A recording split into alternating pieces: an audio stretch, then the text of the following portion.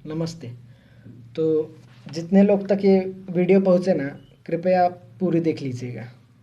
नमस्ते। हमारा नाम है मुकुंद मिश्रा। हम मुंबई के आईसीएसटी कॉलेज के इंजीनियरिंग के दूसरे साल में हैं। यहाँ पर पनवेल में एज ए पेइंग गेस्ट रहते हैं। और मतलब ये हमारे ज़िंदगी का फर्स्ट वीडियो है। मतलब 19 बार रीटेक दे चुके हैं, ज़रा कॉन्फिडेंस ला रहे थे। वैसे हम यूपी से हैं। यूपी के जौनपुर ज़िले में हमारा गांव है। और हमारे पिताजी मनोहर लाल मिश्रा हमारे गांव की पाठशाला के हेडमास्टर, मतलब गांव के सबसे पढ़े लिखे आदमी। अब हमारे पिताजी ना हमें भी खुद की तरह ऐसा पढ़ा लिखा नवाब बनाना चाहते थे, इसलिए यहाँ भेज दिए। अब बचपन में ना हम फैन देखकर बोले थे कि बड़े होकर हम मशीन बनाएंगे। अब साला छोटे बच्चे को थोड़ी पता होता है कि उसको सिर्फ मशीन बनाने के लिए MIT, VIT, BITSAT, JEE main, JEE advance ये सब देना पड़ता है। अब छोटा बच्चा था, गलती से बोल दिया। अब उसी गलती की सज़ा हम रोज़ ही काट रहे हैं। उसके बाद ना हमारे पिताजी हमको रोज़ सुबह कहते, उठ जाओ हमारे मैकेनिकल इंजीनियर, हमें गांव का कल बदलना है। पूरे गांव में ढिंडोरा पिटवा दिए थे कि हमारा बच्चा इस गांव का फर्स्ट इंजीनियर बनेगा। अब साला इस मोड़ पे पहुंच गए थे ना कि हम मना भी नहीं कर सकते थे कि पिताजी हमको इंजीनियरिंग नहीं करना। मतलब पिताजी की इज्जत चली जाती थी। हमको हमको क्रिकेट बहुत अच्छा लगता था। कहीं और ज़्यादा अच्छा ना लगने लगे इसलिए छोड़ दिए। उसके बाद हमारे पिताजी हमसे कहे कि बेटा अगर ज़िंदगी में तरक्की करनी है ना तो ये गांव के दोस्तों के साथ घूमना फिरना ये बंद कर दो। तो हम बचपन के दोस्तों के साथ घूमना फिरना भी बंद कर दिए। हमको याद है हम 10वीं का पड़ाव बहुत ही ज़ोर से पार किए थे। मतलब पूरे ज़िले में 7वें आए थे हम।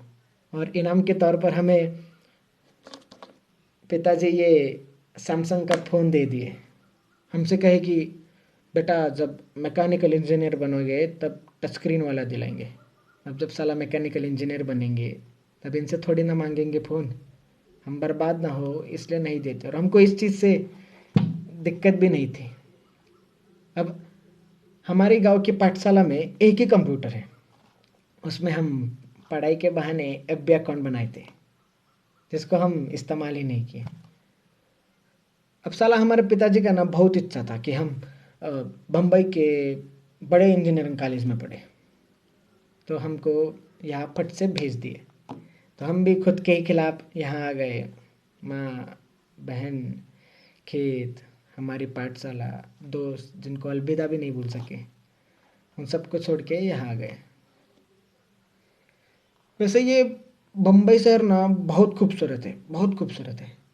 मतलब ज़्यादा घूमे नहीं है लेकिन सुना बहुत है। और हम जैसे जो बाहर के लोग आते हैं ना उनको बम्बई और नवी मुंबई ये सेम ही चीज़ लगता है, लेकिन यहाँ के पता चलता है कि भैया ये दोनों दुनिया ही अलग है। अब जब हम एडमिशन्स के लिए आए थे ना कॉलेज, तो ऐसा ऊंची इमारतें, ऐसा बड़ा प्लेग्राउंड, ऐसा अंदर होटल, कैंटीन कैंटीन देख के ऐसा मतलब पागल हो गए थे। अब हमारे बैच में ना एक 80 स्टूडेंट्स हैं। हम अकेले ही यूपी से हैं।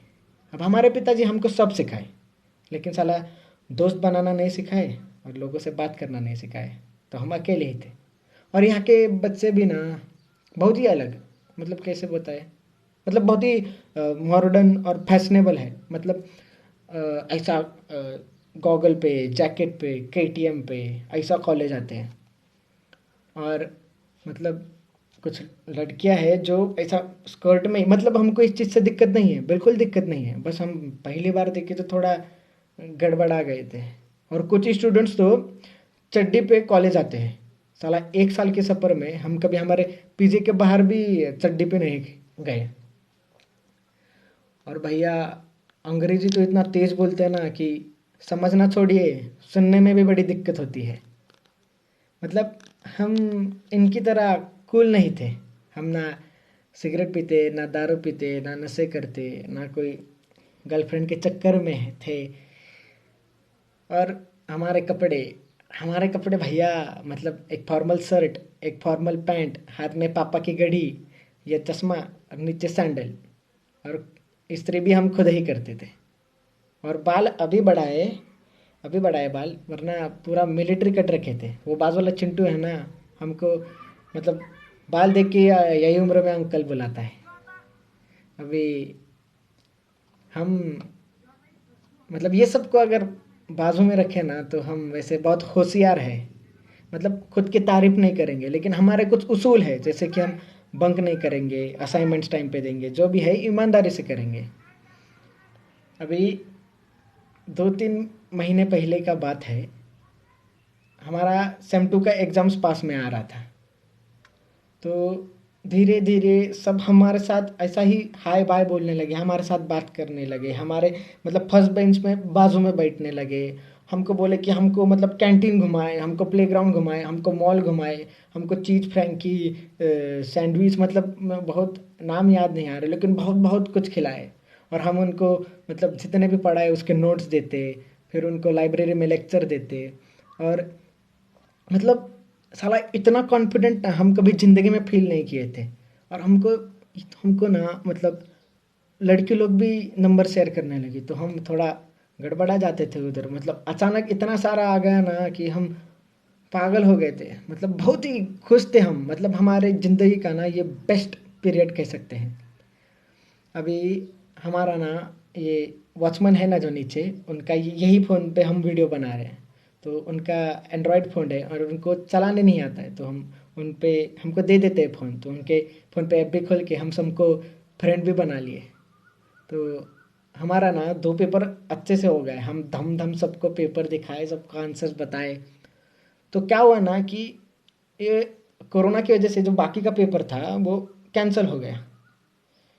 तो उसके बाद ना जैसा कोरोना हुआ, लॉकडाउन हुआ तो सब अपने अपने घर में। तो हमको सारा सबका टेक्स्ट आना बंद, ना हमको किसी का कॉल आता। अगर हम सामने से भी करें तो भी कोई उठाता नहीं या कोई रिस्पॉन्ड नहीं करता। हमको एक एक लड़की का मैसेज आया था कि thank you Mukund for your help, means a lot. तो हम कहे कि you are welcome, how are you. तो उसका भी रिप्लाई नहीं आया। हम सोचे कि हम ऐसा क्या कर दिए, कुछ गलत बोल दिए क्या किसी को। अभी तो हम सोचे कि साला हम कूल बनने के लिए ना फेसबुक पर मीम्स सबको शेयर करते हैं, तो सबका रिएक्शन तो आएगा। लेकिन उधर भी कोई किसी का रिएक्शन नहीं आया।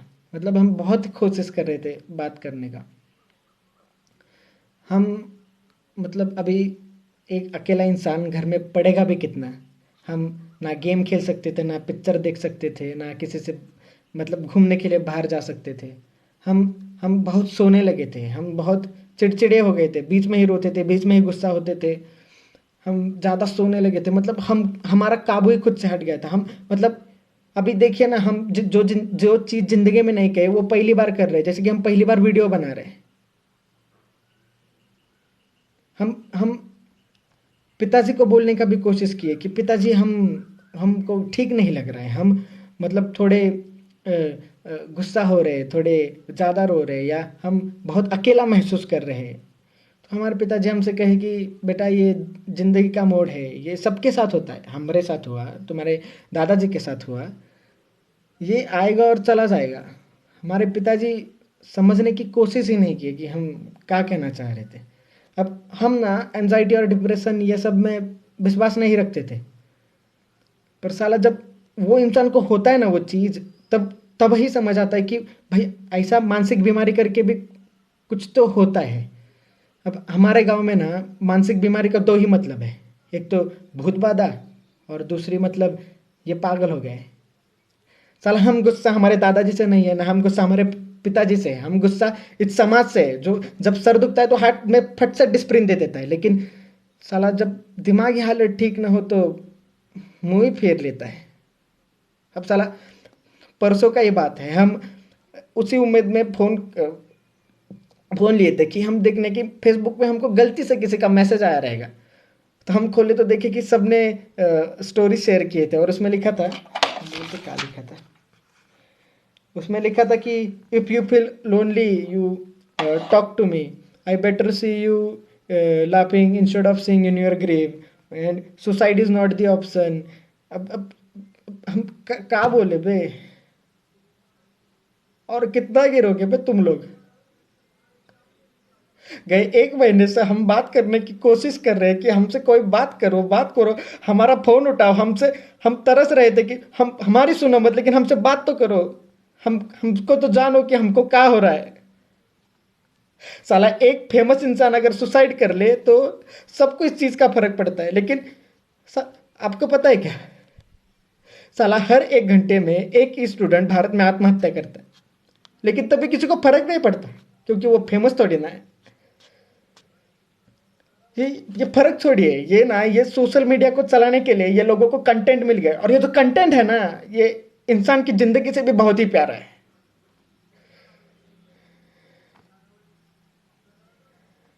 अभी 2-3 हफ्ते और गए ना, किसी को कुछ फर्क नहीं पड़ेगा, क्या एंजाइटी और क्या डिप्रेशन।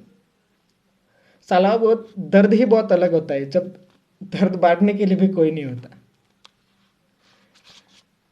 अब हम यही कहना चाहते हैं कि अगर ये सोशल मीडिया की दुनिया से निकले और आजू बाजू देखे कि लोग रुके आपसे आपसे बात करने के लिए तरस रहे अकेले, तो उनसे बात कीजिए, उनको ऐसा मुंह मत फेरिए।